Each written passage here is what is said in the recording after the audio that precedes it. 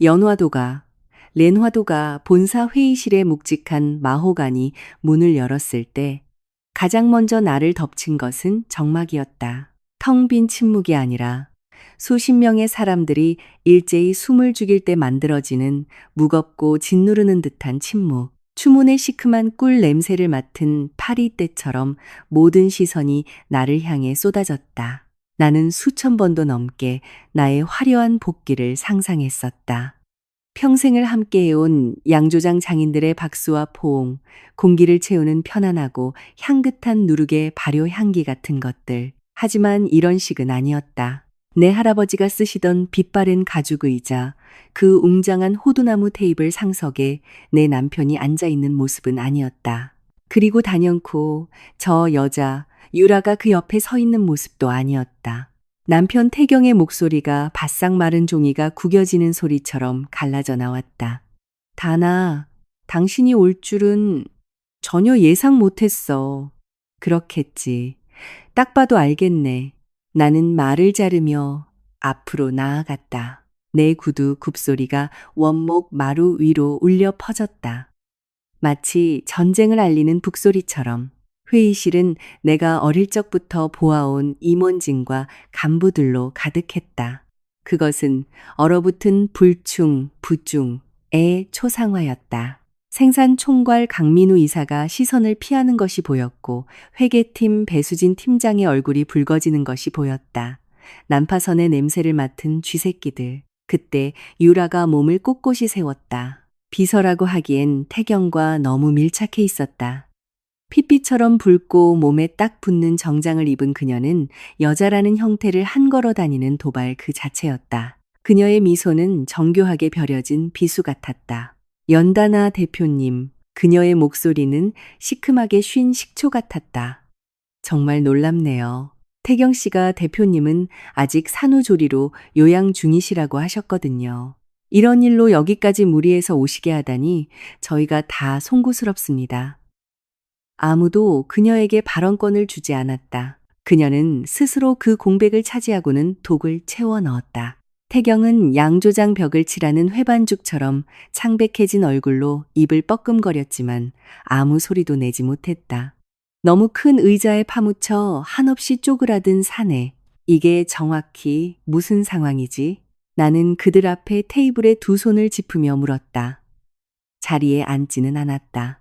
여왕은 자신의 왕좌를 되찾을 때 허락을 구하지 않는 법이니까. 유라가 태경과 눈빛을 교환했다. 그를 움찔하게 만드는 소유욕. 가득한 빠르고 날카로운 눈빛이었다. 그러고는 회의실을 향해 입을 열었다. 임원 여러분, 다나 대표님의 예기치 않은 방문이 있으니 오해를 막기 위해 상황을 명확히 하는 게 좋겠습니다.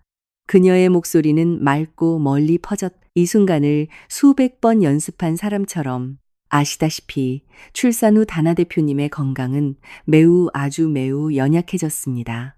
회사의 안위와 무엇보다도 갓 태어난 아기를 위해 대표님은 영구적으로 경영 일선에서 물러나기로 하는 용기 있고 힘든 결정을 내리셨습니다. 테이블을 타고 웅성거림이 번졌다. 누군가가 이 썩어빠진 상황을 그럴싸한 말로 포장해 준 것에 안도하며 고개를 끄덕이는 자들의 기운이 보이지 않아도 느껴졌다.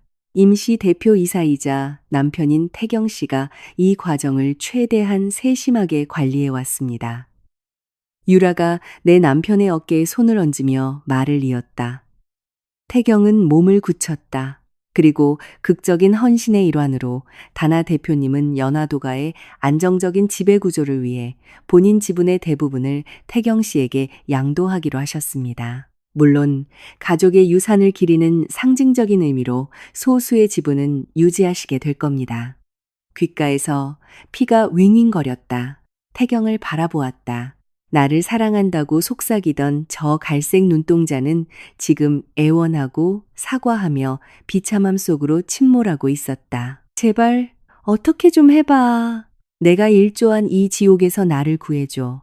그의 눈은 그렇게 말하는 듯했다. 하지만 그의 입은 비겁함으로 단단히 봉인되어 있었다. 내 그 엄청난 헌신을 증명할 서류라도 있나, 유라 씨?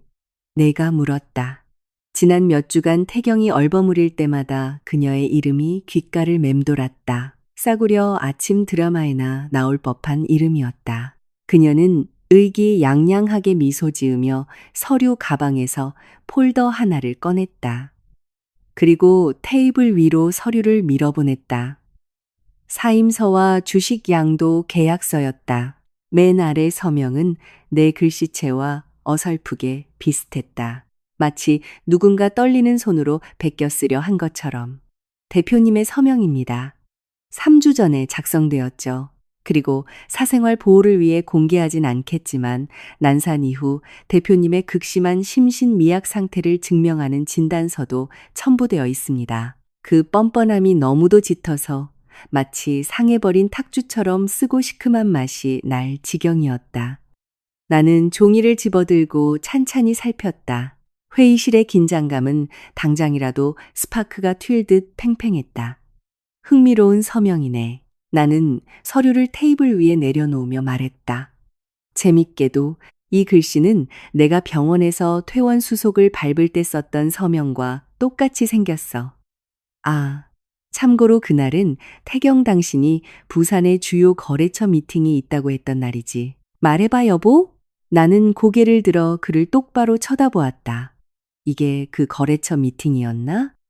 내 가문의 유산을 당신의 비서실장한테 바치는 미팅? 태경이 마른 침을 삼켰다. 다나, 제발. 그런 게 아니야. 널 위해서, 우리 모두를 위해서야. 회사는 안정이 필요해. 회사는 단호한 리더십이 필요한 거지. 병자가 필요한 게 아닙니다. 유라가 잠시 프로페셔널한 가면을 벗어던지고 폭발하듯 끼어들었다. 태경 씨, 당신 입으로 직접 말했잖아요. 저 여자가 짐덩어리라고. 당신의 혁신적인 아이디어들이 저 여자의 그 퀴퀴하고 낡은 전통주의에 매번 가로막힌다고. 가문의 짐짝이라고 불렀잖아요. 회의실 전체가 숨을 들이켰다. 내 남편의 얼굴에 공포가 서리는 것을 보았다. 그가 배신의 밀실에서 짓거렸던 말, 그가 실제로 했던 말이었다. 그 고통은 하얗고 눈먼 번개처럼 나를 강타했다. 하지만 이내 그 고통은 얼어붙어 고급 청주잔의 크리스탈처럼 단단하고 날카롭고 투명하게 변했다. 나는 침묵이 길어지도록 그 무게가 모두를 짓누르도록 내버려 두었다. 그러고는 주머니에서 내 휴대폰을 꺼내 위조된 서류 옆에 올려놓았다. 맞아, 유라 씨. 회사는 안정이 필요하지. 진짜 주인이 누구인지 명확히 아는 안정 말이야. 내 목소리는 내 귀에 들리기에도 기이할 정도로 차분했다. 나는 화면을 터치했다. 그러자 과거의 태경의 목소리가 회의실을 채웠다. 내 배가 만삭으로 부풀어 오르고 세상이 완벽하게 안전해 보였던 몇 달 전 어느 늦은 오후 내 휴대폰에 녹음된 따뜻하고 사랑스러운 목소리였다. 만약 에나타가 나한테 무슨 일이라도 생기면 태경 씨, 바보 같은 소리 하지 마, 내 사랑. 당신에겐 아무 일도 없을 거야. 하지만 연화도가는 항상 연씨 가문의 것이어야 해. 당연하지. 난 그저 당신과 우리 아이를 위해 그걸 지키는 걸 돕는 사람일 뿐이야. 회장님 영정 앞에서도 맹세했잖아. 기억 안 나? 이 회사는 절대 당신 핏줄을 벗어나지 않아. 내 목숨을 건 맹세야. 효과는 즉각적이었다. 태경은 마치 조종하는 실이 끊어진 꼭두각시처럼 푹 쓰러지듯 몸을 웅크렸다. 그의 얼굴은 순수한 공포의 가면이었다. 유라는 창백해졌다. 그녀의 핏빛 립스틱이 이제는 누렇게 질린 피부 위에서 흉측한 모욕처럼 보였다. 그딴 건 아무 의미 없어요. 그녀가 더듬거렸지만 확신은 이미 산산조각 난 후였다. 남편이 아내에게 한 말이자 임시대표가 최대 주주에게 한 말이지. 내가 부드럽게 정정했다. 의도와 인지 상태를 명확히 보여주는 증거야. 그리고 이 종이 쪼가리에서 나는 위조된 서류를 가리켰다. 진짜 정체가 뭔지, 악취가 진동하게 만들지, 사기, 그리고 범죄. 나는 휴대폰을 챙겼다. 회의실의 웅성거림은 이제 순수한 충격의 파도였다.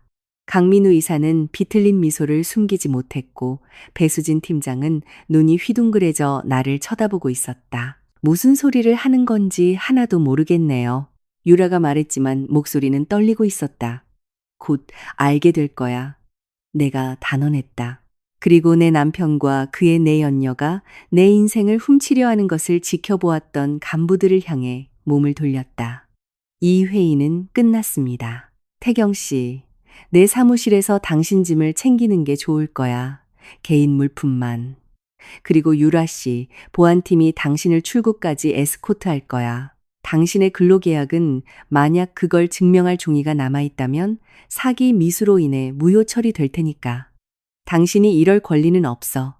유라가 테이블을 주먹으로 내리치며 소리쳤다. 나한텐 태경 씨의 승인이 있다고. 이 사람 대표이사야. 바로 그 순간 회의실 문이 다시 열렸다. 모두의 고개가 돌아갔다. 변학수 변호사.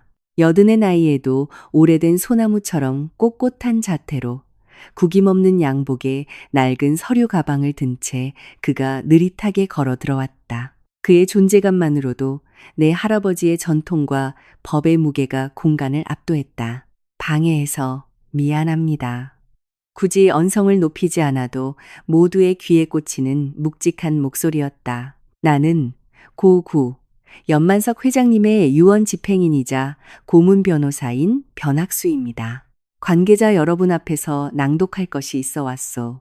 그의 시선이 회의실을 훑다 태경과 유라에게 멈췄다. 연 회장님의 유언장 부속 서류로 내가 공증을 받아 원본을 보관하고 있던 문서입니다. 경영권 승계에 분쟁이 생기거나 사기성 자산 처분 시도가 있을 경우 이사회에서 즉각 낭독하라는 유언자의 강력한 뜻이 담긴 서류요. 유라가 뒷걸음질 쳤다. 태경은 당장이라도 토할 것 같은 표정이었다. 나는 그 내용을 듣기 위해 머무르지 않았다. 내 교활하고 의심 많고 그 무엇보다 훌륭하셨던 할아버지가 나를 그리고 우리의 것을 지키기 위해 심어둔 그 안전장치의 단어 하나하나를 나는 이미 다 알고 있었다. 나는 뒤를 돌아보지 않고 회의실을 빠져나왔다. 복도를 걷는 내 구두 굽소리는 이제 내 새로운 인생의 리듬을 알리는 당당한 북소리로 변해 있었다. 복도 끄트머리, 문에서 멀찍이 떨어진 어두운 곳에 멈춰 섰다. 수백 년 묵은 흙먼지와 오래된 숙성주 냄새가 공기를 채우고 있었다. 몇 분 후 변 변호사가 느리고 단호한 발걸음 소리를 내며 나왔다. 그는 나를 쳐다보지 않은 채 내 옆에 서서 옛 누룩방의 그림을 응시했다. 다 읽었단다. 그가 담담히 말했다. 연시 핏줄이 아닌 배우자나 타인에게 지분 양도를 금지하는 조항, 그리고 너의 일방적 거부권, 그 두 가지에 그놈들 얼음장이 되더구나. 특히 그 여자 처분이라는 단어의 뜻을 비로소 이해한 눈치더라. 차갑고 작은 미소가 내 입가에 번졌다. 그리고 다른 거는요. 변 변호사님? 노 변호사가 고개를 끄덕이며 서류 가방에서 얇은 폴더를 꺼냈다. 네가 고용한 사설 탐정이 아주 유능하더구나, 다나. 홍콩의 페이퍼 컴퍼니로 흘러간 계좌 내역들, 싱가포르의 유령 회사, 그들이 주고받은 이메일. 그가 한숨을 쉬었다. 미안하다, 얘야. 우리가 생각했던 것보다 상황이 훨씬 더 더럽다. 널 회사에서 내쫓는 것만으로 끝낼 작정이 아니었어. 회사의 자금까지 전부 빼돌리려고 했단다. 나는 폴더를 건네받았다. 무게는 거의 느껴지지 않았지만 그 안에는 거대한 배신의 무게가 담겨 있었다. 미안해하지 마세요. 나는 대답했고 내 목소리는 더 이상 떨리지 않았다. 이제 우리에게 필요한 펜은 다 쥐었으니까요. 다음 단계로 넘어갈 준비는 되셨죠? 변 변호사가 비로소 나를 바라보았다. 지혜롭고 피곤한 그의 눈동자에 옛 주군을 향한 것과 같은 오래된 존경의 빛이 스쳤다. 모든 준비는 끝났다다나. 네가 지시한 대로. 몇 주 전 끔찍한 악몽과 직감에 이끌려 그의 낡은 유선 전화로 전화를 걸었을 때 우리가 맺었던 비밀 서약의 신호였다. 국세청과 담당 판사도 내 신호만 기다리고 있다. 나는 폴더를 열었다. 첫 장은 은행 거래 내역서였다. 유령 납품업체의 청구서 사이에 교묘하게 숨겨진 거액의 이체 내역. 결제자의 서명은 틀림없는 태경의 것이었다. 그럼 쇼를 시작하죠. 나는 폴더를 덮으며 말했다. 이번 막의 결말은 내가 직접 쓸 테니까. 복도 끝에서 회의실 문이 벌컥 열렸다. 유라가 성큼성큼 걸어 나왔고 태경이 그 뒤를 바짝 쫓았다. 그녀는 분노에 차 내가 알아들을 수 없는 말들을 이빨 사이로 씹어뱉고 있었다. 완전히 무너져 내린 태경이 그녀의 팔을 잡으려 했지만 그녀는 거칠게 뿌리쳤다. 변 변호사와 내가 복도에 서 있는 것을 발견한 그들은 그 자리에 우뚝 멈췄다. 아주 짧은 순간 우리의 시선이 무언의 결투를 벌이듯 얽혔다. 유라의 눈에서 나는 아직 두려움을 보지 못했다. 사냥감을 놓친 포식자의 끓어오르는 분노, 좌절, 그리고 다음 먹잇감을 찾는 빠른 계산만이 번뜩였다. 태경의 눈에는 오직 끝없는 심연만이 있을 뿐이었다. 그녀는 내게 경멸 어린 마지막 시선을 던지고는 총성 같은 구두 소리를 내며 출구 쪽으로 사라졌다. 태경은 머뭇거리며 입을 열었다. 다나, 제발. 그가 간신히 한마디를 쥐어짜냈지만 이제 더 이상 할 말은 없었다. 그가 만들어낸 침묵을 채울 수 있는 단어는 이 세상에 존재하지 않았다. 나는 몸을 돌려 복도 끝 창문 너머로 보이는 우리 회사의 본가, 연화도가의 발효장 쪽으로 걸어갔다. 어떠한 종이 쪼가리로도 위조할 수 없고 어떤 불충한 연인도 훔쳐갈 수 없는 나의 진짜 유산을 향해 등 뒤로 변 변호사의 조용하지만 단호한 법을 대변하는 목소리가 들렸다. 태경군 가기 전에 나랑 잠시 동행해야겠네. 서명 위조, 자금 횡령, 그리고 배신에 대해 법적으로 시급히 해명해야 할 것들이 아주 많거든. 나는 뒤돌아보지 않았다. 그럴 필요가 없었다. 게임은 이미 시작되었고 아이를 낳고 내 자신이 연약해졌다고 믿었던 그 순간 이후 처음으로 나는 판의 모든 카드를 내 손에 쥐고 있었다. 가을비. 서울을 흠뻑 적시는 차가운 비가 가회동에 위치한 변 변호사의 개인 사무실 창문을 때리고 있었다. 오염된 양조장이 아니라 수십 년의 과거와 법적 진실의 냄새가 배어있는 곳. 다나, 앉아라. 변 변호사가 거대한 책상 앞에 가죽 소파를 가리켰다. 이야기가 길어질 거다. 그의 앞에는 전투 지형도처럼 두 개의 서류가 펼쳐져 있었다. 왼쪽은 연화도가가 내 특유재산님을 명시한 혼전재산 약정서. 오른쪽은 할아버지의 유언장 부속 서류. 내가 수개월 동안 그 존재조차 잊고 있었던 내 요새의 두 기둥이었다. 다시 한번 설명해 주세요. 변호사님. 제가 바보가 된 것처럼 아주 쉽게. 노 변호사는 한숨을 쉬며 안경을 벗고 내가 자라는 모습을 평생 지켜봐온 그 따뜻한 눈으로 나를 바라보았다. 연 회장님은 옛날 분이셨고 빛나는 의심을 품고 사셨던 분이다. 그는 주름진 손가락으로 유언장을 툭툭 쳤다. 태경이가 처음 인사 왔을 때 회장님도 그 녀석을 마음에 들어 하셨지. 그놈의 야망과 지능을 보셨으니까. 하지만 결코 온전히 믿지는 않으셨어. 그래서 돌아가시기 6개월 전에 작성된 이 부속 서류에 이렇게 명시하셨지. 연화도가의 최대 지분 및 지주회사의 주식은 연씨 핏줄이 아닌 외부 배우자에게 절대 양도할 수 없다. 즉 태경이나 연씨 가문의 피가 섞이지 않은 입양아 등에게는 넘어갈 수 없다는 뜻이다. 너에게는 종신토록 의결권과 결정권이 주어지지. 그리고 태경이 이혼할 경우에는 그가 의미심장하게 말을 끊었다. 뭐죠? 나는 이미 답을 알면서도 물었다. 단 한 푼도 이 회사의 지분을 가질 수 없어. 오직 결혼 기간 동안 형성된 공동재산에 대한 분할 청구만 가능하도록 묶어두셨지. 그리고 회장님은 결혼 전에 이미 거의 모든 자산이 내 이름으로 온전히 귀속되도록 조치하셨단다. 합법적이고 완벽한 방어막, 이제 와서 나를 구원하는 그 잔인하도록 치밀한 한 수. 수년 전 이 사무실에서 혼전 계약서에 서명하며 불편해하던 태경의 모습이 떠올랐다. 다나, 이거 꼭 해야 해? 내가 당신 돈이나 노리는 사람 취급받는 것 같잖아. 그가 특유의 다정한 미소를 지으며 말했었다. 할아버지의 노파심이야, 태경 씨. 그냥 형식적인 절차일 뿐이야. 우린 한 팀이잖아. 나는 눈이 멀어 그렇게 대답했었다. 하지만 변 변호사가 말을 이었다. 이쪽 약정서를 보면 다나 네가 사랑이라는 이름에 뭐랄까 치기 어린 감정으로 완전한 재산 분할 포기를 거부했었지. 결혼 기간 동안 형성된 재산은 공동 소유로 한다는 조항을 남겼다. 저의 가장 큰 실수였죠. 창문에 맺혀 흘러내리는 빗방울을 보며 중얼거렸다. 그게 실수가 아니야. 그가 부드럽게 정정했다. 너의 실수는 충성심과 순진함을 착각했다는 거다. 그놈은 지속적으로 돈을 빼돌렸다. 회사 명의로 빚을 지게 만들고 그 돈으로 유령회사를 통해 회사 자산을 헐값에 매입했어. 아주 전형적인 수법이지. 다만 널 강제로 사임시키려다 제 꾀에 넘어가 이 모든 게 들통난 거다. 얼마나 되나요? 내 목소리는 갈라져 나왔다.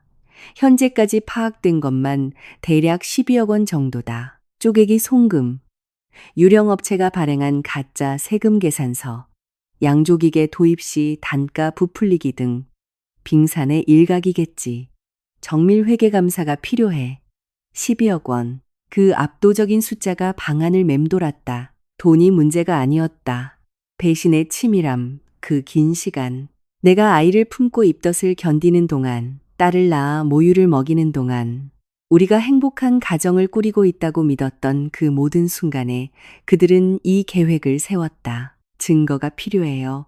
하나도 빠짐없이 전부 다. 그리고 유라, 그 여자에 대해서도 전부 다 알아야겠어요. 변 변호사가 고개를 끄덕이며 더 얇은 폴더를 내게 밀어주었다. 탐정이 일을 잘하더구나. 정유라, 28세. 아버지는 부산에서 사무용 가구 업체를 하다가 부도 처리됨. 경영학과 중퇴. 이전 직장 두 곳에서는 불화로 해고되었고 부도 수표를 돌린 전적도 있더군. 1년 반 전에 서울로 올라왔고 14개월 전에 태경이가 마케팅 비서로 직접 채용했다. 14개월 전, 내 임신 기간. 그 날짜가 내 머릿속을 불태웠다. 폴더를 열었다. 사진들이 쏟아졌다. 청담동의 고급 레스토랑에서 웃으며 걸어 나오는 두 사람. 태경의 손이 유라의 허리 아래를 소유하듯 감싸고 있었다. 또 다른 사진은 대낮에 강남의 한 호텔 문을 나서는 모습이었다. 날짜는 8개월 전. 나는 발목이 퉁퉁 부은 채 임신 7개월의 몸으로 아기방 벽지 색깔을 고르고 있던 때였다. 탐정의 소견으로는 문서 위조 아이디어는 그 여자 머리에서 나왔을 거란다. 그녀의 사촌 오빠가 질이 안 좋은 인쇄소에서 일하거든. 하지만 실행, 접근 권한, 내부 데이터. 그건 태경이 없이는 불가능한 일이지. 폴더를 덮었다. 더 이상은 볼 수 없었다. 내 남편의 조사 결과는 어떻죠? 변 변호사가 삐걱거리는 의자의 등을 기댔다. 이태경, 35세. 은퇴한 세무공무원의 아들. 연화도가에서 초고속 승진. 그래. 하지만 그 배경엔 항상 연씨 가문의 사위라는 꼬리표가 있었지. 개인 계좌에 수상한 자금 흐름이 있다. 월급으로 설명되지 않는 현금 입금, 그리고 홍콩에 있는 특정 번호와 숱하게 주고받은 통화와 메시지. 지금 추적 중이다. 그 사람을 봐야겠어요. 내가 갑자기 말했다. 오늘 밤 당장? 내 집, 아니 이제 내 집으로 남은 그 반포동 아파트에서요. 집은 공허했고 부재와 거짓말의 냄새만이 짙게 배어 있었다. 딸로 하는 친동생 단비의 집으로 보냈다. 이 집에 곧 풀려날 독가스를 내 아이가 마시게 할 수는 없었다. 태경은 밤 10시가 다 되어서야 도착했다. 하루 만에 10년은 늙어버린 모습이었다. 아침에 입었던 구겨진 셔츠 그대로였고 넥타이는 풀어 헤쳐져 있었다. 다나. 어두운 거실. 플로어 스탠드 하나만 켜둔 채 소파에 앉아있는 나를 보자 그가 입을 뗐다. 문 닫고 앉아. 그는 혼나는 어린아이처럼 순순히 따랐다. 드넓은 페르시안 카펫이라는 바다를 사이에 두고 내 반대편 소파에 털썩 주저앉았다. 로아는 어딨어? 기어 들어가는 목소리였다. 안전한 곳에. 당신한테서 아주 멀리. 그는 두 손으로 얼굴을 감쌌다. 제발 그런 말 하지 마. 그 아인 내 전부야. 내 목숨이라고. 당신 목숨은 내 목숨을 훔치는 거였겠지. 나는 용수철처럼 튀어오르며 폭발했다. 하루 종일 억눌렀던 분노가 용암처럼 끓어올랐다. 당신의 그 잘난 목숨은 내 사무실에 당신 내연녀를 처박아 두고 날 쫓아내는 거였잖아. 내 가족을 먹여 살린 회사를 거덜내서 근본도 없는 여자한테 바치는 게 당신 목숨이었어. 그런 게 아니야. 그도 자리에서 벌떡 일어나며 소리쳤다. 당신은 몰라. 다 우리를 위해서, 회사를 위해서였다고. 회사는 고여 썩어가고 있었어. 당신은 그놈의 100년 전통, 캐캐묵은 방식에만 집착했지. 나에겐 비전이, 프로젝트가 있었어. 하지만 당신 할아버지, 그놈의 유언장, 당신까지 날 항상 심부름꾼 취급했잖아. 그저 허우대 멀쩡한 대릴 사위, 나도 내 것을 만들고 싶었어. 이건 내 가문의 것이었어. 내가 그에게 다가가며 포효했다. 그리고 당신은 내 가족이었어. 우린 당신에게 모든 걸 줬어. 신뢰, 권력, 명예까지. 그런데 그걸 어떻게 갚았지? 내 서명을 위조하고 회사 돈을 훔치고 싸구려 꽃뱀년이랑 뒹구는 걸로 보답해 그의 표정이 변했다. 절망에서 무언가 더 뒤틀리고 더러운 감정으로 그리고 완벽하신 연다나 대표님. 모든 걸 다 아는 척하면서 자기 양조장, 아니 자기 쌀과 누룩, 그 잘난 가문의 유산 말고는 아무것도 안중에 없던 당신. 당신은 몇 달 동안 날 없는 사람 취급했어. 임신 핑계, 그리고 애 핑계. 나도 숨을 쉬고 사는 사람이야. 나도 내가 필요하다는 걸 느끼고 싶었다고. 당신의 알량한 자존심을 핥아줄 여자가 필요했단 거네. 당신이 얼마나 대단한 남자인지 치켜 세워줄 년이 필요했던 거고. 축하해. 이제 원 없이 가졌으니까. 아, 그리고 변호사도 구하는 게 좋을 거야. 감방에서 썩게 될 테니까. 감방이라는 단어에 그는 얼어붙었다. 핏기가 얼굴에서 완전히 가셨다. 안 돼, 다나, 안 돼. 내 말 좀 들어봐. 내 아이디어가 아니었어. 유라, 그 여자가 꾸민 짓이야. 그는 다급하게 변명하기 시작했다. 그 여자가 유일한 방법이라고 날 설득했어. 당신이 절대 내게 경영권을 온전히 넘기지 않을 거라고. 우리 미래와 로아를 위해 확실한 보장이 필요하다고. 내 딸 이름 그 더러운 입에 올리지 마. 나는 침을 뱉듯 쏘아붙였다. 내 딸이기도 해? 그가 절망적으로 부르짖었다. 난 그저 당신들을 보호하고 싶었을 뿐이야. 유라가 모든 걸 폭로하겠다고 협박했어. 우리의 그 실수, 가벼운 외도를 폭로하겠다고. 날 협박했다고. 계좌에서 돈을 빼낸 것도 사임서를 꾸민 것도 다 그 문제를 덮으려고 당신이 상처받지 않게 하려고 한 짓이야. 그 거짓말은 너무도 기괴하고 애처로워서 허수음이 날 지경이었다. 나는 휴대폰을 꺼내 녹음 버튼을 눌렀다. 어두운 방 안에서 화면이 파랗게 빛났다. 계속해봐. 유라가 어떻게 당신을 협박했는지 더 자세히 말해봐. 그는 휴대폰을 보지 못했거나 모른 척하고 싶었을 것이다. 피해자 역할에 푹 빠진 그는 스스로 만든 썩은 구명줄에 필사적으로 매달렸다. 그냥 가벼운 실수로 시작됐어. 알잖아.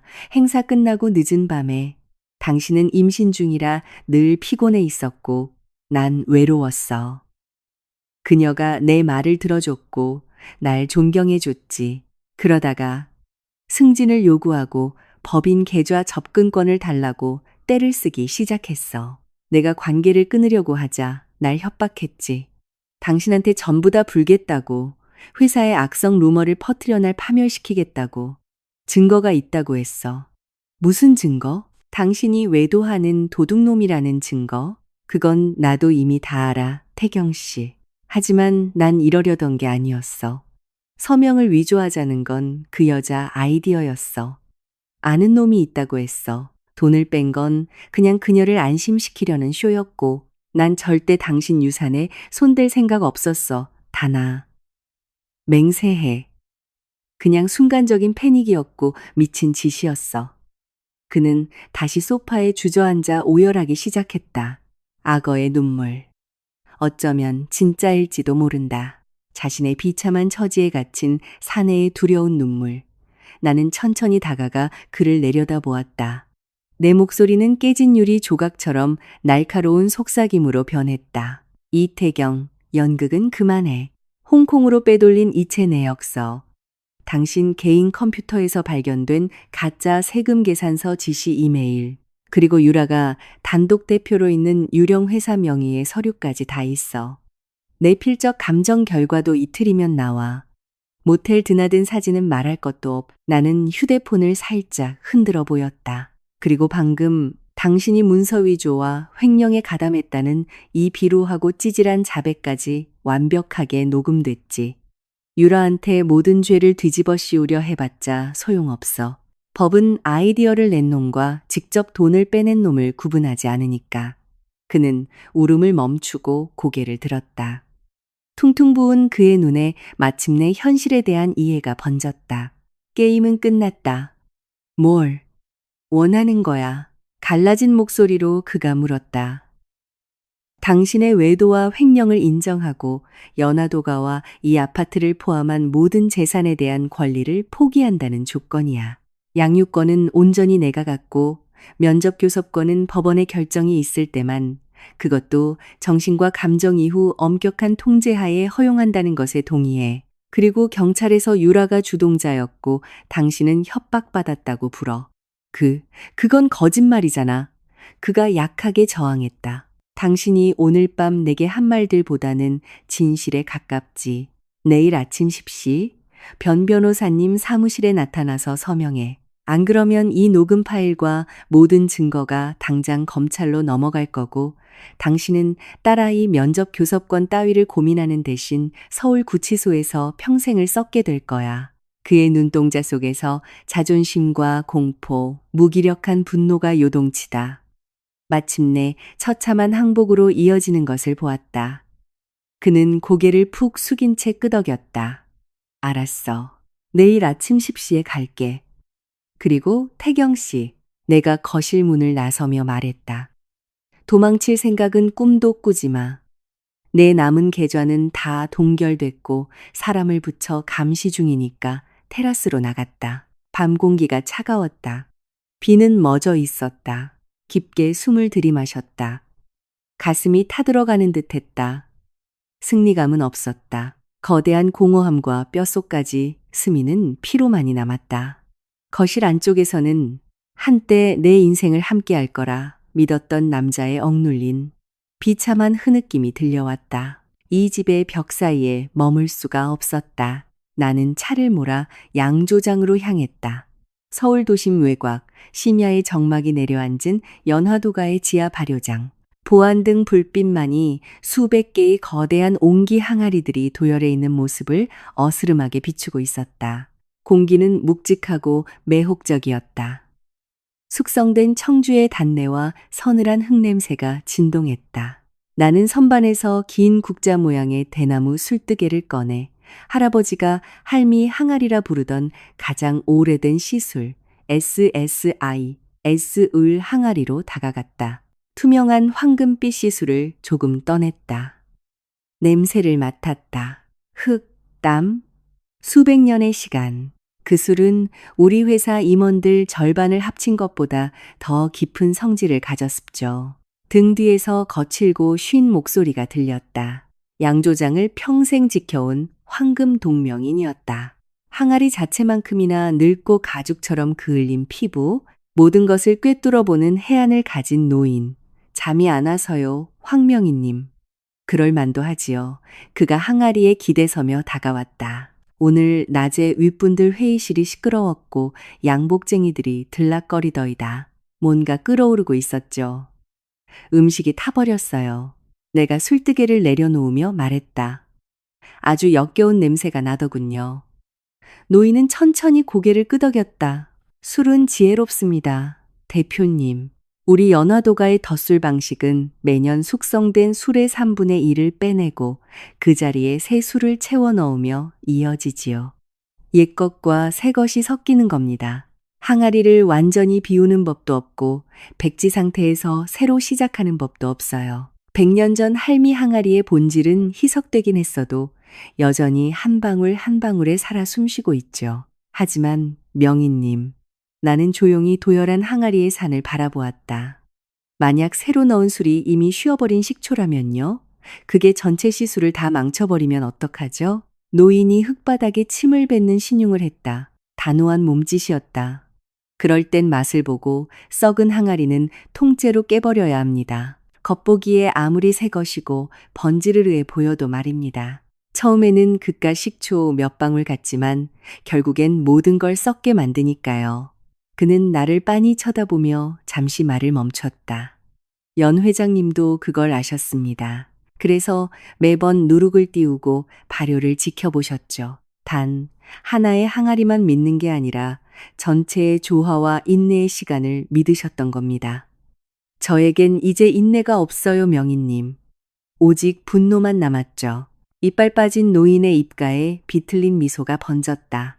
분노는 청소하는 데 씁니다. 둥지를 잘못 튼 새떼를 쫓아내는 데 쓰지요. 하지만 그 후엔 쫓아낸 자리에 진짜 좋은 술이 가라앉아 제맛을 낼 때까지 기다리는 인내가 다시 필요해집니다. 그가 다가와 내 손에서 술뜨개를 능숙하게 채워갔다. 오래된 시술을 조금 더 떠서 내게 내밀었다. 드셔보시지요. 달지 않습니다. 거칠고 독하지만 깊은 앙금을 남기지요. 그게 진짜 백이입니다. 나는 들이켰다. 독한 술이 식도를 태우며 내려갔다. 건조하고 강력하며 정직한 맛이었다. 이제 어쩌면 좋죠, 명희님. 내 안의 길일은 어린아이가 속삭이듯 물었다. 노인은 굳은 살 박인 무거운 손을 내 어깨에 얹었다. 회장님이 옛날에 흉년이 들었을 때 하셨던 대로, 그리고 우리가 매일 여기서 하는 대로 하면 됩니다. 썩은 항아리는 깨버리고 살릴 수 있는 건 씻어내고 계속해서 술을 빚어야지요. 계속해야 합니다. 아가씨, 술은 거짓말을 안 하고 흙도 우릴 배신 안 합니다. 그것만 믿으세요. 나머지는 그가 허공에 손을 저었다. 다 연기처럼 사라질 헛것들입니다. 명인이 떠난 후에도 나는 양조장의 어스름 속에 오랫동안 머물렀다. 진짜 술의 향기가 나를 감쌌다. 분노와 고통 사이에서 차갑고 맑은 결의가 마치 좋은 청주의 앙금처럼 내 안에 가라앉기 시작했다. 달콤하지 않았다. 거칠고 메말랐지만 그것은 온전히 나의 것이었다. 내일 아침 변 변호사의 사무실에서 나는 이 양조장의 대청소를 시작할 것이다. 다음 날 소집된 임시 이사회 회의실. 공기 중에는 공포, 싸구려 향수 냄새, 식은땀, 그리고 파멸한 남자의 시큼한 절망이 섞여 있었다. 그리고 연단아는 테이블 상석 바로 내 자리에 앉아 그 냄새를 음미하고 있었다. 내가 변 변호사와 바위처럼 묵직한 과묵함을 지닌 보안팀관 실장을 대동하고 들어섰을 때 태경은 자리에서 일어나려 했다. 나는 손짓으로 그를 제지했다. 앉아있어, 이태경. 지금 당신 자리는 거기니까. 나는 윤이 나는 원목 테이블 위에 내 서류철을 내려놓았다. 회의실은 10,000원이었다. 10명의 이사진과 핵심 간부들 모두 유령이라도 본 듯한 창백한 얼굴이었다. 검은 정장을 입고 눈에는 닿지 않는 서늘한 미소를 띤 채 귀환한 나라는 유령. 유라는 전에 재무이사가 앉던 태경의 오른편 자리에 앉아 긴 손톱으로 테이블을 파고들듯 긁고 있었다. 그녀는 전날 입었던 핏빛 정장을 그대로 입고 있었다. 마치 그 옷이 갑옷이라도 되는 양. 종이로 만든 갑옷, 이 회의를 소집할 권한은 없으신데요. 유라가 쏘아붙였다. 안건은 이미 정해졌고 회의 주제는 이태경 대표이사가 합니다. 안건은 방금 바뀌었어. 내가 변 변호사를 왼편에 앉히며 부드럽게 대답했다. 권한에 대해서라면 변 변호사님, 부탁드립니다. 오랜 세월 수많은 부의 흥망성쇠를 지켜본 노련한 변호사는 3미터 밖에서도 공증 도장이 뚜렷이 보이는 문서를 연극적으로 펼쳐들었다. 고 연만석 회장님의 유언 집행인으로서 그의 무겁고 명료한 목소리가 회의실의 틈새를 모두 메웠다. 본 이사회에 통고합니다. 연만석 회장님의 사적 유언 부속서 제7조에 의거 연단아 대표는 유언자 타계 직후부터 연화도가 주식회사의 의결권 있는 지분 75%의 소유권을 확고히 지닙니다. 아울러 회사의 모든 경영 및 의사결정에 대한 일방적 거부권을 갖습니다. 연단아 대표의 명시적 동의 없이 이루어진 모든 임명, 해임, 자산 처분 행위는 원천 무효입니다. 무덤 같은 침묵. 이내 벌떼가 윙윙거리는 듯한 웅성거림이 커졌다. 그건 거짓말이에요. 유라가 의자를 밀치며 벌떡 일어났다. 이태경 씨가 대표라고요. 그에게 위임장이 있어요. 어제 당신이 들이밀었던 그 알량한 위임장 말인가? 내가 서류철에서 그녀가 내밀었던 위임장을 꺼내 허공에 흔들었다. 위조된 서명으로 가득한 이 서류, 변 변호사님께서 오늘 아침 첫 업무로 검찰청의 사문서 위조로 고발장을 접수하셨지. 필적 감정은 48시간 안에 나올 테고 태경의 얼굴이 더 창백해질 수 있다는 사실이 놀라울 정도였다. 다나, 제발. 이건 미친 짓이야. 우리 따로 얘기해. 여기서 사적인 이야기는 없어, 태경 씨. 나는 그를 쳐다보지도 않고 잘라 말했다. 여기엔 오직 장부와 숫자만 있을 뿐인데 당신의 계산은 완전히 틀렸어. 자, 숫자를 논하기 전에 충성심 혹은 그 결여에 대해 먼저 얘기해 볼까? 나는 휴대폰 버튼을 눌러 회의실 스피커로 그 오디오를 다시 틀었다. 따뜻하고 반역적인 그 과거의 목소리. 이 회사는 절대 당신 핏줄을 벗어나지 않아. 내 목숨을 건 맹세야. 물리적인 타격감이 회의실을 휩쓸었다. 태경은 진짜로 얻어맞은 것처럼 몸을 움츠렸고 몇몇 이사들은 불편한 듯 시선을 아래로 깔았다. 유라는 찢어지는 듯한 자귀적인 웃음을 터뜨렸다. 앞뒤 다 자른 오디오네요. 부부끼리 침대에서 한 말이 증거가 되나요? 의도를 증명하죠. 변 변호사가 얼음장 같은 차분함으로 그녀의 말을 끊었다. 이태경 씨가 유언자의 뜻과 합법적 지분 양도의 불가능성을 완벽히 인지하고 있었다는 증거입니다. 따라서 이후 당신들 두 사람이 벌인 행각은 출산 후 취약해진 연 대표의 상황을 악용한 계획적 사기 범죄가 됩니다. 형법 제347조 사기 및 횡령 관심 있다면 찾아보시죠. 최소 1년에서 10년 징역입니다. 징역이라는 단어가 육중한 비석처럼 떨어져 내렸다. 유라는 눈을 깜빡였다. 그녀의 오만함에 마침내 금이 가기 시작했다. 그녀는 구명주를 찾듯 태경을 바라보았다.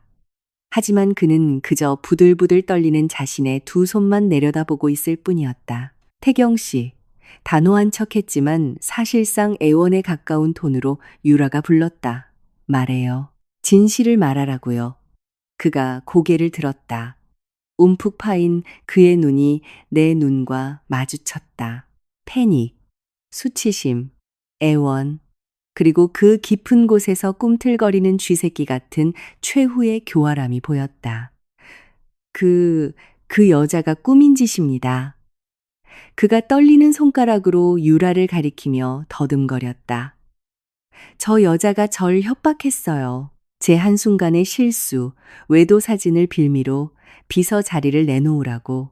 그리고 이 문서 위조에 가담하지 않으면 제 가족을 파멸시키겠다고 했습니다. 참으로 애처롭고 계산적인 쇼였다. 형량을 줄이기 위해 자신을 피해자로 둔갑시키려는 수작.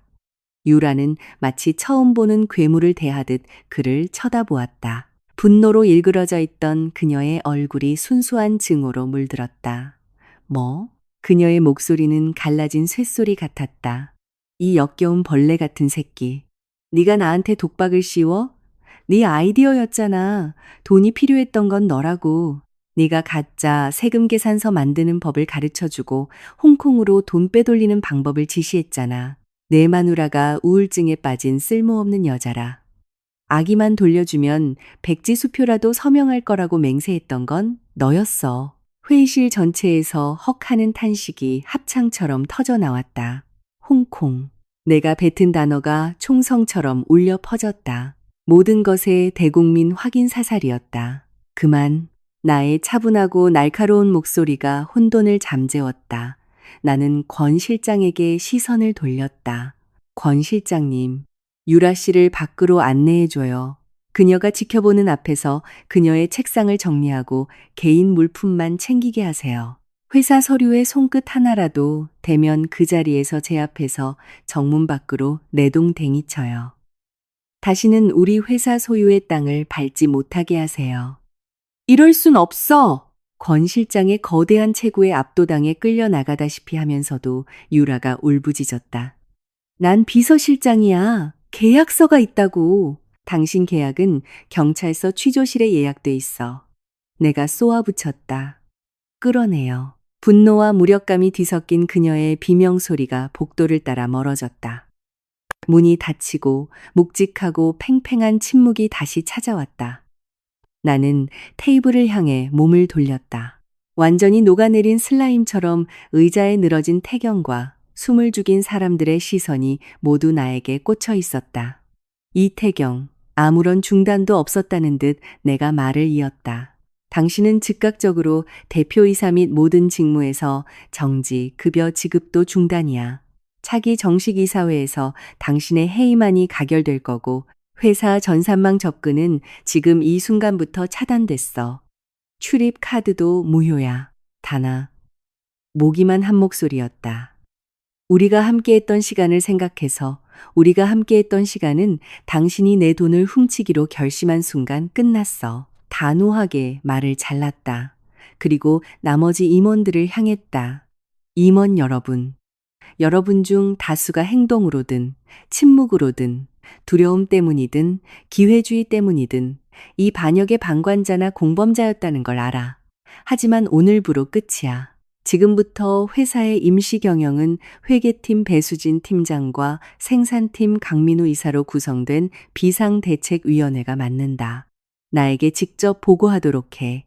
아울러 한울회계법인을 통한 강도 높은 내부 및 포렌식 감사가 시작될 거야. 지난 18개월간의 모든 재무 및 계약을 샅샅이 뒤질 거고 단 1원의 부정이라도 발견되면 즉시 사법당국에 넘기겠어.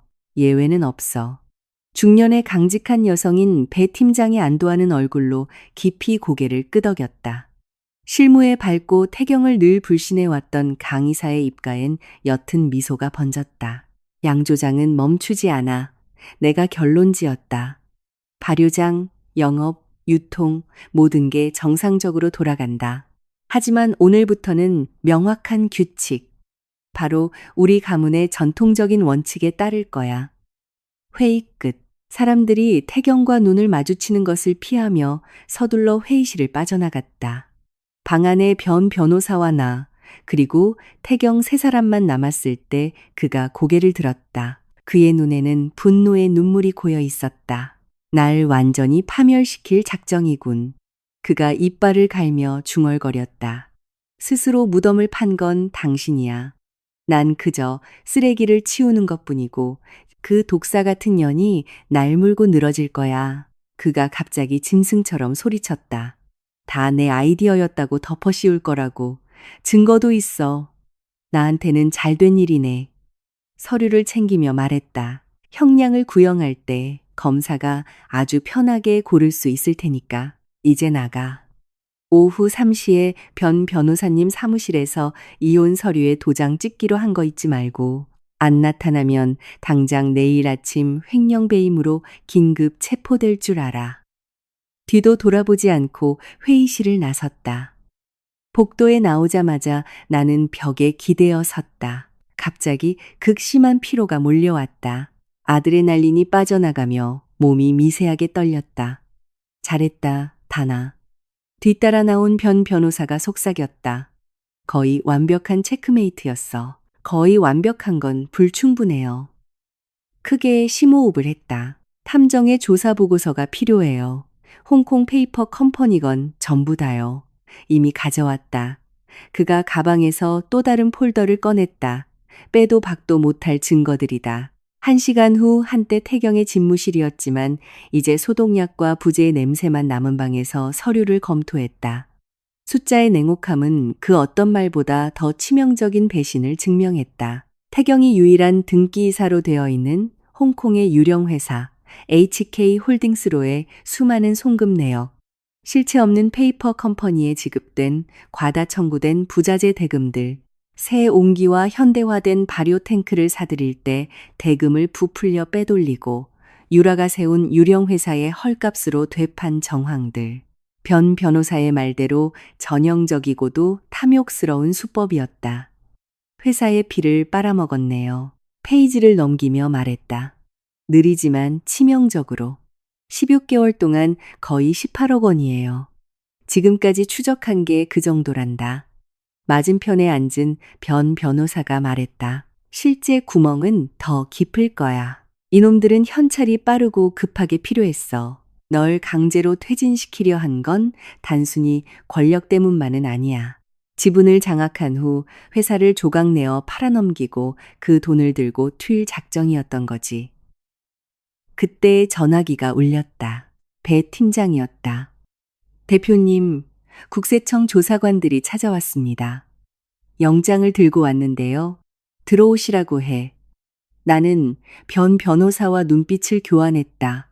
정장을 입은 두 남자가 굳은 표정으로 들어왔다. 그들은 신분증과 영장을 제시했다.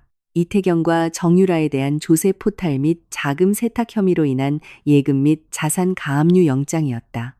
홍콩의 계좌는 저희가 동결 요청을 마쳤습니다. 나이가 조금 더 많은 날카로운 눈매를 가진 조사관이 말했다. 그의 명찰에는 한지훈 조사관이라고 적혀 있었다. 다른 은닉 자산도 추적 중입니다. 저희 쪽으로 접수된 익명의 제보가 아주 구체적이고 훌륭하더군요. 변 변호사가 내게 옅은 미소를 지어 보였다. 익명의 제보는 우리가 며칠 전 선수친 첫 번째 한 수였다. 그날 늦은 밤 정막이 감도는 반포 아파트. 동생 단비가 로아의 장난감들을 걷어가 텅 빈 거실에는 메아리만 울렸다. 태경이 거짓말을 직조해내던 바로 그 소파에 기대어 나는 거대한 피로의 파도에 몸을 맡겼다. 그것은 육체적 피로가 아니라 내 삶을 나누었던 남자와의 더러운 전쟁에서 온 영혼의 고갈이었다. 게다가 이 전쟁에 내가 알지 못하는 또 다른 전선이 있다는 섬뜩한 예감. 휴대폰이 징울렸다. 변 변호사였다. 판사가 정유라에 대해 구속영장을 발부했다. 증거인멸 및 도주 우려로 즉각 구속 처리됨. 이태경은 잠적 중. 국세청이 놈에 남은 국내 계좌를 모두 동결했다. 내일 아침 일찍 내 사무실로 오너라. 추가로 터진 문제가 있다. 추가로 터진 문제. 그 단어가 내 머릿속을 헤집었다. 스웨터에 실밥 하나를 당겼더니 옷 전체가 풀려버리는 기분. 다음 날 아침 변 변호사의 사무실은 진한 커피와 오래된 종이 냄새로 가득했다. 그의 앞에는 얇지만 불길해 보이는 새로운 파일이 놓여 있었다. 자금 횡령 외에도 그가 단도직입적으로 시작했다. 우리 탐정이 최근 몇 달간 태경의 수상한 행적을 하나 더 찾아냈다. 태경이 남해도자 사람들과 여러 차례 비밀리에 만났더구나. 남해도가 그 이름이 얼음물처럼 쏟아졌다. 영남 지역을 기반으로 하는 우리 연화도가의 최대 경쟁사. 공격적이고 전통이나 상도덕 따위는 안중에도 없는 속물적인 거대 자본. 무슨 목적으로 만난 거죠? 직감적으로 끔찍한 결말을 예상하며 물었다. 회의록 같은 건 당연히 없어. 공식적인 자리가 아니었으니까 노 변호사가 안경을 고쳤으며 말했다.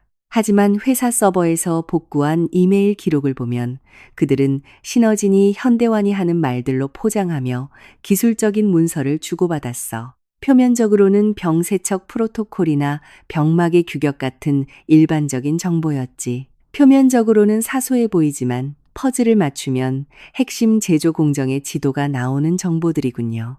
내 목소리가 떨렸다.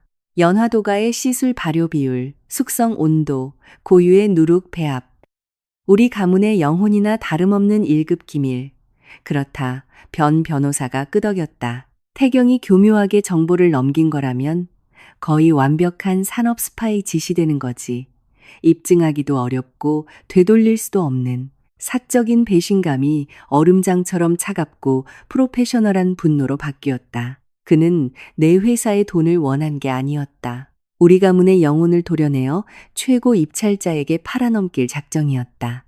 이것이 그의 완벽한 퇴로, 횡령이 들통났을 때를 대비한 구명보트였던 것이다. 황명희님을 배워야겠어요. 나는 자리에서 일어났다.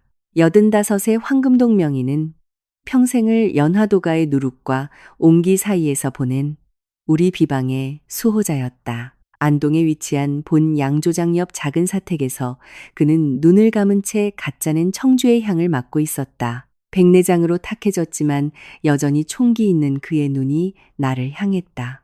올 줄 알았습니다, 대표님. 그가 인사도 없이 말했다. 구린내가 진동을 하더군요. 술 썩는 냄새가 아니라 사람 썩는 냄새가. 명희님, 진실을 알아야겠습니다. 태경 씨가 시술 배합이나 누룩 비방에 대해 물어본 적이 있나요? 노인은 낡은 앞치마에 느릿하게 손을 닦았다. 물어봤지요. 수시로 물어봤습니다. 옹기 대신 미국산 오크통을 쓰면 어떻겠냐? 발효기간을 반으로 줄이면 어떻겠냐? 젊은 놈의 섣불은 조급증이려니 했습니다. 술을 무슨 탄산음료 찍어내듯 하려 하기에 타일렀지요. 그가 한숨을 쉬며 어스름한 발효실 허공을 응시했다. 그런데 몇 달 전부터 집요해지더군요. 증조부님께서 남기신 옛 비방일지를 달라고 했습니다. 이사회에 효율성 개선 보고서를 내야 한다는 핑계를 대면서요. 저는 내주었습니다. 사위 아닙니까? 로와 압이고요. 얼음 송곳이 가슴을 찌르는 듯했다. 비방일지.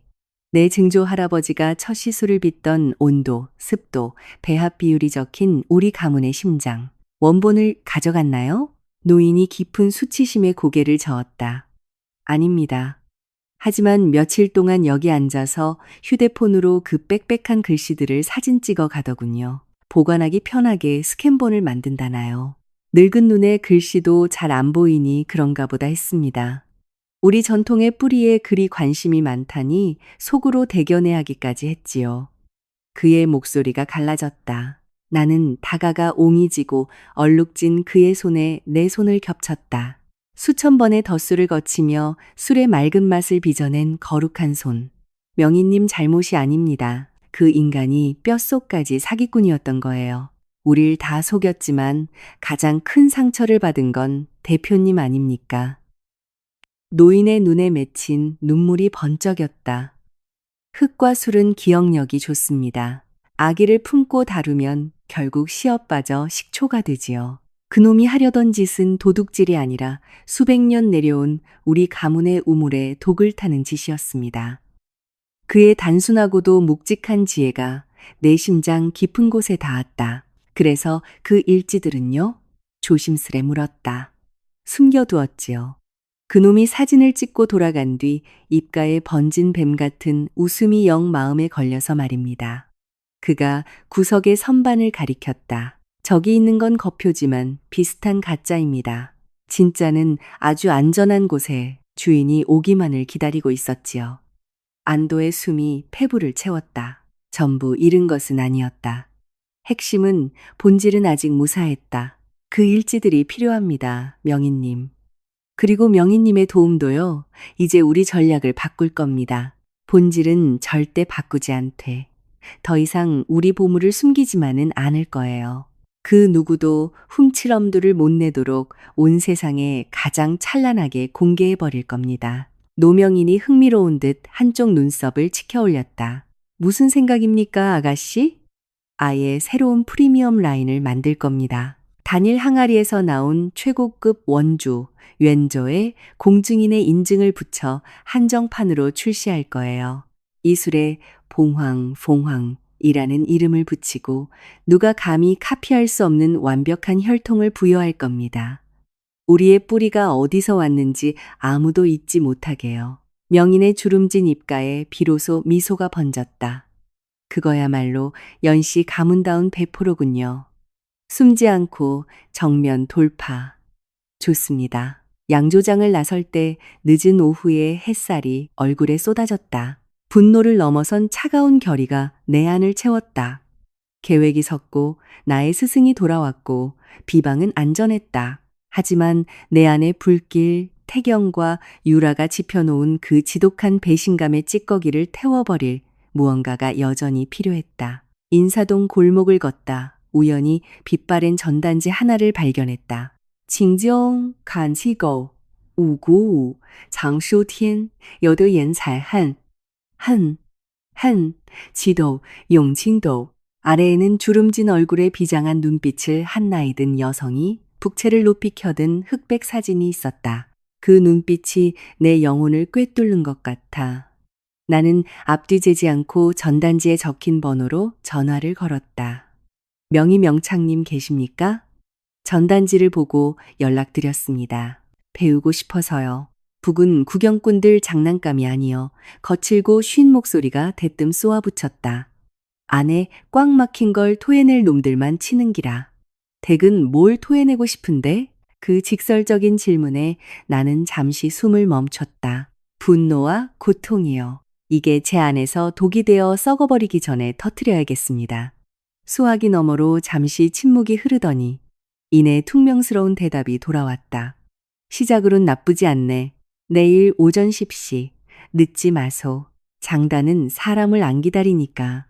지하에 있는 전수관은 비좁고 어두웠으며 가죽 냄새와 나무, 땀 냄새가 섞여났다. 명희명창은 사진보다 훨씬 체구가 작았지만 내뿜는 기백은 호랑이 같았다. 그녀는 나를 위아래로 훑어보았다. 대기구만. 뉴스에 오르내리는 그 양조장 대표. 남편 새끼 쫓아내고 그 내연녀 감방 보냈다는 내 숨길 이유가 없었다. 좋아. 부끄러움을 털어내려면 똑바로 직시해야지. 북은 예쁘게 치려고 배우는 게 아니야. 가장 아픈 곳을 후벼 파고 내리치려고 배우는 거지. 칠 준비는 됐소? 배우러 왔습니다. 내 인생에서 가장 순수한 진심이었다. 첫 몇 번의 수업은 고문과도 같았다. 키릴과 결제 서류에 익숙했던 내 팔과 어깨는 오고무의 격렬한 반동을 견디지 못했다. 아니야. 명희가 대나무 회초리로 바닥을 내리쳤다. 소리가 밖으로 겉돌잖아. 한한은 목구멍에서 나오는 게 아니여 단전에서 창자 속에서 끌어올려. 그녀가 자신의 아랫배를 퍽퍽 쳤다. 땀이 비오듯 쏟아졌고 온몸의 근육이 비명을 질렀다. 좌절감에 눈물이 터질 것 같았다. 하지만 명희는 눈물을 허락하지 않았다. 울음은 나중에. 지금은 쳐라. 북가죽이 찢어지게 쳐. 적을 노려보듯 나를 노려봐. 그리고 어느 날 마침내 그것이 터져 나왔다. 명희명창이 피를 토하듯 찢어지는 구음으로 배신과 이별의 창을 뽑아 올렸다. 순간 내 눈앞에 내 유산을 훔치려던 태경의 얼굴이, 유라의 비웃는 얼굴이, 공허한 집안의 정막이 주마등처럼 스쳐 지나갔다. 나의 팔이 내 의지와 상관없이 허공을 가르고 북을 내리쳤다. 쿵. 예쁜 가락이 아니었다. 짐승의 포효 같은 내면에 갇혀있던 울분과 피눈물이 가죽을 때리며 터져나오는 소리였다. 온몸이 부서질 듯 북을 치고 난 후 숨을 헐떡이며 땀에 흠뻑 젖은 채 채를 내려놓았다. 명희명창은 웃지 않았다. 그저 깊은 만족감이 담긴 무거운 고갯짓을 한번 해보였다. 이제야 소리가 나는 구먼. 북은 치는 게 아니야. 피를 토하는 거지. 댁은 아직 토해낼 게 많아. 그날 오후 전수관을 나설 때 어깨는 끊어질 듯 아팠지만 영혼은 날아갈 듯 가벼웠다. 고통을 리듬과 타격으로 승화시켰고 짓눌렸던 분노는 비로소 내 통제 아래로 들어왔다. 하지만 그 평화는 집에 도착하기도 전에 산산조각 났다. 동생 단비의 전화였다. 그녀의 목소리는 공포로 사시나무 떨듯 떨리고 있었다. 언니, 빨리 와. 어떤 미친놈이 로아를 데려가려고 했어. 순간 세상이 정지하고 끔찍한 이명만이 귀를 때렸다. 나는 미친 듯이 차를 몰았다. 담비의 아파트 문은 활짝 열려 있었고 얼굴이 하얗게 질린 담비가 자지러지게 우는 내 딸 로아를 꽉 끌어안고 있었다. 태경 형부였어. 담비가 분노와 눈물 범벅이 된 얼굴로 소리쳤다. 모르는 렌터카를 몰고 와선 자기가 아빠니까 볼 권리가 있다면서 무작정 밀고 들어왔어. 로아를 강제로 뺏어가려고 막 소리를 질러서 애가 기겁을 하고 우는데 다행히 옆집 아저씨가 뛰어나오는 바람에 그 인간이 놀라서 차를 타고 도망쳤어. 로아는 안 다쳤어. 괜찮아. 나는 다가가 딸을 품에 안았다. 작은 몸이 내 목덜미에 얼굴을 파묻고 흐느끼며 경련했다. 어떤 분노보다도 더 차갑고 끔찍한 불길이 가슴속에서 타올랐다. 그것은 새끼를 위협받은 어미 짐승의 원초적이고 잔혹한 본능이었다. 경찰 불렀어? 내 목소리는 금속처럼 차갑고 낯설었다. 오고 있어. 변 변호사님한테도 연락했고, 경찰이 진술을 받아갔고, 변 변호사도 굳은 얼굴로 도착했다. 우리는 주방으로 들어갔다. 이건 상황이 완전히 다릅니다. 다나. 변 변호사가 단호히 말했다. 미성년자 약취, 유인 미수, 주거 침입, 아주 중범죄야. 판사가 즉각 접근 금지 명령을 내리겠지만 태경은 지금 벼랑 끝에 몰렸어. 궁지에 몰린 쥐는 무슨 짓을 할지 모른다. 그 인간은 로아를 사랑해서 그러는 게 아니에요. 분노를 억누르느라 입술이 떨렸다. 고소 취하와 돈을 뜯어내기 위한 인질이 필요한 것뿐이죠. 맞다. 그래서 극도로 위험해. 너도 로아도 당분간 여기 있으면 안 돼. 숨어 지내라는 건가요? 내 안의 불길이 폭발했다. 아니요. 도망치는 건 끝났어요. 그 새끼가 진흙탕 싸움을 원한다면 기꺼이 해주죠. 단, 내룰대로 변 변호사가 놀란 눈으로 나를 보았다. 무모한 짓 마라. 경찰에 맡겨. 경찰도 찾겠지만 제가 먼저 찾아서 그 인간이 그토록 원하는 걸 미끼로 던질 겁니다. 나는 변 변호사의 전화를 빌려 태경에게 전화를 걸었다. 3번의 신호음 끝에 그가 받았다. 광기와 패닉이 뒤섞인 숨소리가 들렸다. 다나, 고소 취하했어? 돈은? 아무것도 안 했어, 이태경.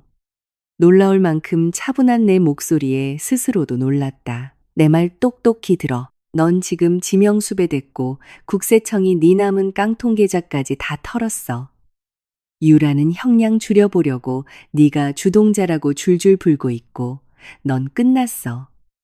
로아는 내 딸이야. 그가 흐느끼며 소리쳤다. 현금 10억이랑 해외 도피할 비행기 티켓만 주면 영원히 사라져 줄게. 내 딸이야. 내가 얼음장처럼 꽂아 넣었다. 넌 세상에 모든 금을 준대도 그 애를 진심으로 돌보지 못해. 넌 내 자신 말고는 아무도 사랑하지 않는 버러지니까. 내 제안은 딱 한 번뿐이야. 김포 외곽 버려진 공장 주차장에 내 차를 세워둘 테니 혼자 와. 나는 통화 중인 화면을 내리고 미리 준비해둔 5만 원권, 다발이 가득 담긴 트렁크 사진을 전송했다. 수화기 너머로 거친 숨소리만 들려왔다. 돈 냄새를 맡은 짐승의 헐떡임이었다. 도착하면 차 키가 있는 위치를 알려줄게. 혼자 와서 가져가. 김포 외곽에 버려진 공장 주차장. 가로등 하나만 깜빡이는 그곳에는 이미 사복경찰들이 매복해 있었다. 변 변호사와 강력계 김 형사는 100m 뒤 승합차에서 무전기를 들고 대기 중이었다. 나는 홀로 차에서 내렸다. 저 멀리 더러운 렌터카 옆에 웅크린 그림자가 보였다. 자신감 넘치던 이태경의 영혼. 빠진 유령 같았다. 그는 나를 보더니 비틀거리며 다가왔다. 그의 눈에는 반성 대신 삶과 나를 향한 지독한 공포와 원망만이 가득했다. 로아는? 그가 인사도 없이 물었. 안전해. 넌 경찰을 속일 수 있을 거라 생각했어? 내 말이 끝나기가 무섭게 그가 내 차 트렁크를 향해 허겁지겁 다가갔다. 이내 덧침을 눈치채고 움찔하며 주위를 둘러보았지만 달아나기엔 너무 늦었고 또 너무 지쳐 있었다. 어둠 속에서 형사들이 튀어나와 소리 없이 하지만 완벽하게 그를 제압했다. 수갑이 채워져 끌려가는 순간 우리의 시선이 마지막으로 얽혔다. 그의 눈에서 불타오르던 분노 너머로 이 끔찍한 도망자 생활이 드디어 끝났다는 아주 찰나의 안도감을 나는 본 것 같았다. 집으로 돌아와 땀에 젖은 채 잠든 로아를 품에 안고 어두운 거실에 앉았다. 복수심과 분노의 불길은 사그라지고 무겁고 무한한 피로만이 남았다. 하지만 그 잿더미 속에서 차갑고 단단한 무언가가 태어났다. 환희도 평화도 아니었다. 부러지지 않는 순수한 결이. 나는 로아의 등을 토닥이며 중얼거렸다. 이제 괜찮아. 엄마가 북치는 법을 제대로 배웠거든. 이 세상이라는 무대는 험하지만 이제 그 장단은 엄마가 이끌어갈 거야. 서울중앙지방법원 형사합의부 법정. 공기는 숨소리 하나 빨아들일 듯 무겁고 정체되어 있었다. 싸구려 마감제 냄새와 소독약 냄새가 섞여났다. 나는 피해자석에 앉아 그 무거운 공기를 들이마셨다. 모든 것이 잔인할 만큼 현실이었다. 반대편 피고인석. 이태경은 우울한 푸른색 수의를 입고 어깨를 둥글게 만 채 수갑찬 두 손만 멍하니 내려다보고 있었다. 기자석에는 플래시를 터뜨릴 준비를 하는 기자들이 가득했다. 불륜, 횡령, 기업 스파이, 그리고 자녀 납치, 미수, 언론이 군침을 흘릴 완벽한 막장 드라마였다. 존경하는 재판장님, 지치고 단호한 중년의 검사가 입을 열었다. 피고인들은 치밀하고 계획적인 사문서 위조, 12억 원에 달하는 업무상 횡령, 경쟁사의 영업비밀을 유출하려 한 산업기술 유출 미수, 그리고 미성년자 약취 유인 미수를 저질렀습니다. 피해 금액은 천문학적이며 무엇보다 배우자라는 특수한 신뢰관계를 악용한 점은 그 죄질이 극히 불량합니다. 태경의 국선 변호사는 피고인이 내연녀 정유라의 협박에 시달렸고 아내의 독단적인 경영 방식에 소외감을 느껴 우발적으로 저지른 일이라며 감정적인 호소를 늘어놓았다. 아내에게 억눌린 피해자라는 프레임. 방청석에 앉아있던 강민우 이사가 분노로 굳어지는 것이 보였다. 내 옆에 변 변호사가 내 팔을 살짝 쥐어주었다. 위로가 필요치 않았다. 내 증인 신문 차례가 왔다. 선서를 하고 증인석에 앉아 판사를 직시했다. 증인, 피고인과의 관계와 사건 전후의 정황을 진술해 주십시오. 깊게 숨을 들이쉬었다. 오직 진실만을. 이태경은 제 남편이자 아이의 아빠였습니다. 저는 제 삶에서 가장 소중한 제 가문과 회사를 그에게 맡겼습니다. 출산 직후 제가 복귀한 그날 제 사무실에는 그의 내연녀가 앉아 있었고 그것은 단순한 외도가 아니라 제 등에 칼을 꽂는 비열한 쿠데타였습니다. 피고인석의 태경이 마침내 고개를 들었다. 그의 눈에는 수치심과 공포 그리고 처절한 애원이 담겨 있었다. 날 용서해줘. 한 번만 살려줘. 하지만 그 눈빛을 보자 발버둥치며 울던 로아의 모습과 그가 몰래 빼돌리려 했던 증조 할아버지의 누룩 비방 일지가 떠올랐다. 자비는 없었다. 이태경 피고인이 빼앗으려 한 것은 돈이나 경영권이 아닙니다. 제 가문의 정체성이자 수백 년간 피땀으로 일군 유산의 영혼이었습니다. 심지어 자신의 죄를 덮기 위해 친딸을 인질로 삼으려 했습니다. 이 모든 행위는 돈으로 용서받을 수 없는 오직 엄벌로만 심판받아야 할 범죄입니다. 내 증언이 끝나고 자리로 돌아올 때 다리가 미세하게 떨렸지만 턱은 꼿꼿이 들려 있었다. 결정타는 홍콩 계좌 내역, 남해도가와의 이메일, 그리고 자신의 형량을 줄이려 이태경을 주동자로 지목한 정유라의 옥중 진술서였다. 궁지에 몰린 태경 측은 결국 횡령과 사문서위조 등을 인정하고 선처를 구하는 쪽으로 태도를 바꿨다. 며칠 뒤 선고 공판, 재판장의 판결은 단호했다. 피고인 이태경을 징역 4년에 처한다. 피고인 정유라를 징역 2년 6개월에 처한다. 아울러 배상명령 신청을 인용하여 피고인 이태경에게 편취금 12억 원 전액의 배상을 명하며 피해자 및 자녀에 대한 접근 금지를 명한다. 징역 4년. 태경은 그 자리에서 무너져 내렸다. 법정을 나설 때 기자들이 벌떼처럼 몰려들었다. 연 대표님, 전 남편을 용서하십니까? 연화도가의 앞날은 어떻습니까? 나는 변 변호사와 강 이사가 만들어준 벽 뒤에 서서 카메라를 직시했다. 저는 용서가 아니라 정의를 찾으러 이곳에 왔고 법이 응답했습니다. 저의 모든 에너지는 이제 제 딸과 가문의 이름을 건 회사를 재건하는 데 쓰일 것입니다. 연화도가는 무너지지 않았습니다. 곧 세상에 그것을 증명할 새로운 소식을 전하겠습니다. 감사합니다. 돌아오는 차 안 침묵이 편안했다. 강 이사가 조수석에서 돌아보며 옅은 경의의 미소를 보냈다. 무언의 연대감, 동지애가 싹트고 있었다. 연화도가의 재건은 대대적인 수술인 동시에 고도의 연금술이었다. 태경의 흔적이 묻은 썩은 인력들을 즉각 도려냈다. 그리고 충성스러운 간부들을 모아 나의 비전을 발표했다. 우리의 전통을 숨기지 않고 아예 세상 밖으로 꺼낼 겁니다. 새 프로젝트의 이름은 연다나 명작 밍조입니다. 화면에 3가지 프리미엄 라인업이 띄워졌다. 첫 번째, 봉황, 봉황. 가장 오래된 시술 항아리에서 퍼올린 순수한 맑은 술. 시련을 딛고 다시 태어나는 끈질긴 생명력을 상징합니다. 타, 뻥처, 巧송. 묵직하고 거친 풍미를 지닌 장기 숙성주.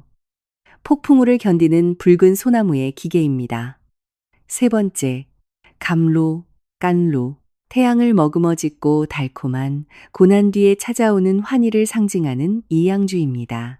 강이사와 배 팀장은 감탄했고 황명희님은 조용히 눈물을 훔치며 박수를 쳤다. 이 라인업의 모든 제조 과정, 누룩의 배합과 발효의 시간은 공증인의 입회하에 철저히 기록되고 인증될 겁니다.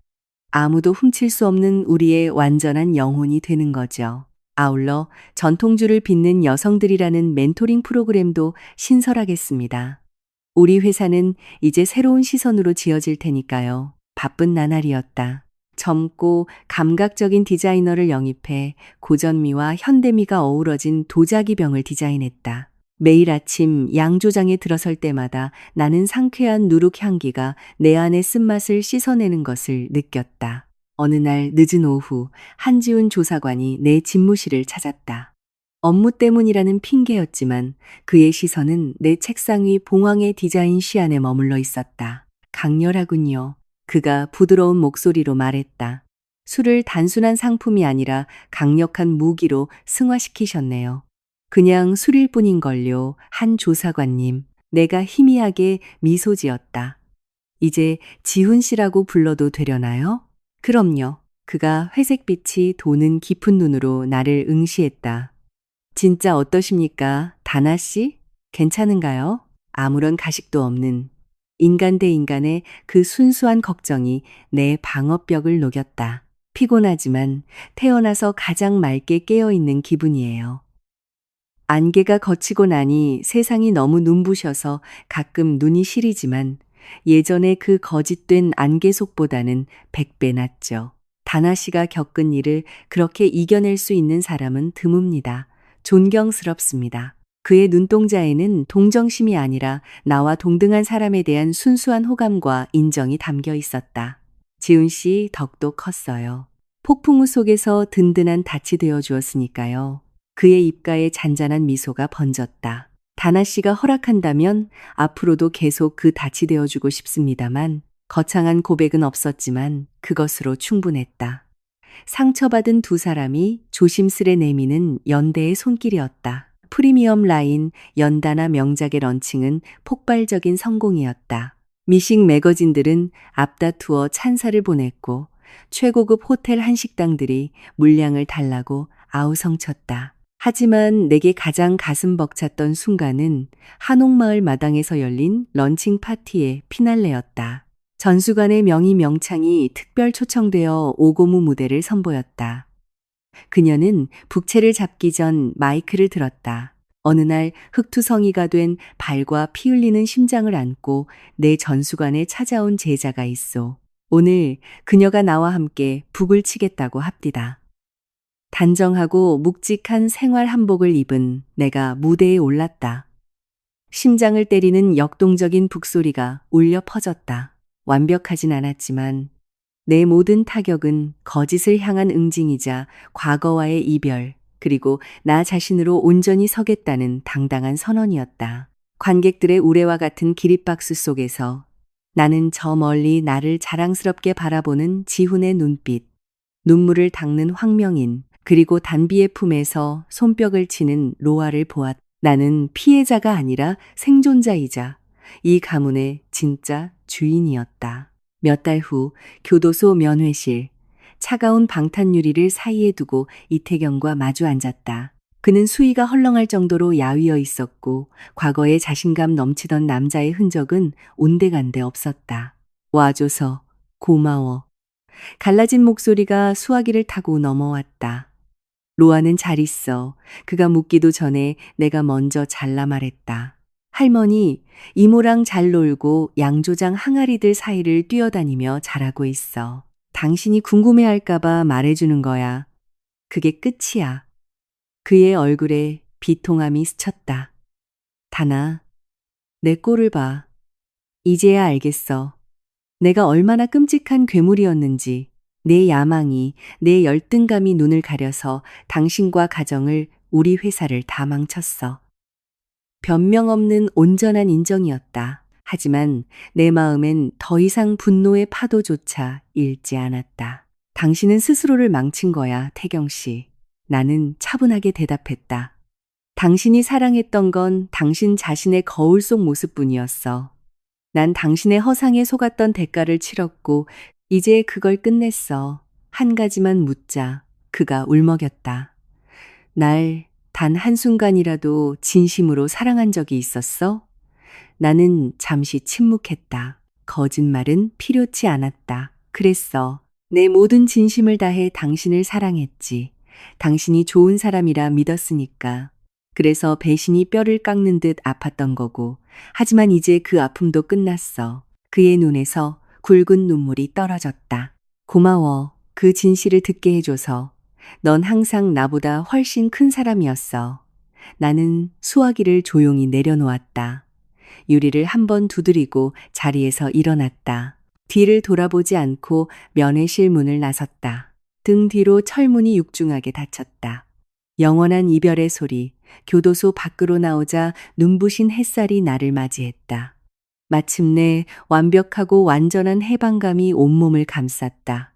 그날 저녁, 삼청동의 고즈넉한 한정식집, 나와 한지훈은 정갈한 음식과 가벼운 반주를 곁들이며 식사를 했다. 교도소 면회는 잘 다녀왔습니까? 지훈이 조심스레 물었다. 네, 묵은 빚을 다 털어낸 기분이에요. 나는 미소 지으며 그의 잔에 맑은 청주를 따랐다. 지난 몇 달간의 길고 지루한 재판과 세무조사 과정 내내 그는 묵묵히 내 곁을 지켜준 사람이었다. 식사를 마치고 북촌의 돌담길을 걸을 때 지훈이 조심스레 다가와 내 손을 잡았다. 서두름 없는 다정하고 굳건한 체온. 나는 그 손을 마주 잡았다. 새로운 시작을 알리는 고요한 약속이었다. 주말에 연화도가 발효장. 나는 갓 입사한 수습생 나은을 데리고 오래된 시술 항아리 앞에 섰다. 술은 억지로 빚는 게 아니야, 나은아. 내가 흙을 만지며 말했다. 시간과 땅과 바람이 하는 말을 들어야 해. 조급해하면 썩어버리지. 하지만 좋은 바탕에 올바른 인내가 더해지면 아무도 흉내낼 수 없는 깊은 맛이 나는 거야. 나은의 반짝이는 눈을 보며 나는 다시 시술을 떴다. 황금빛 술방울이 햇살에 빛났다. 여전히 거칠고 쌉싸름하며 압도적인 맛. 하지만 이제 그 안에는 슬픔 대신 승리의 환희가 깃들어 있었다. 나는 마침내 폭풍우를 견뎌내고 비상하는 법을 배웠다. 그리고 내 영혼의 양조장에는 이제 가장 맑고 단단한 나만의 명작이 영원토록 묵어갈 것이다.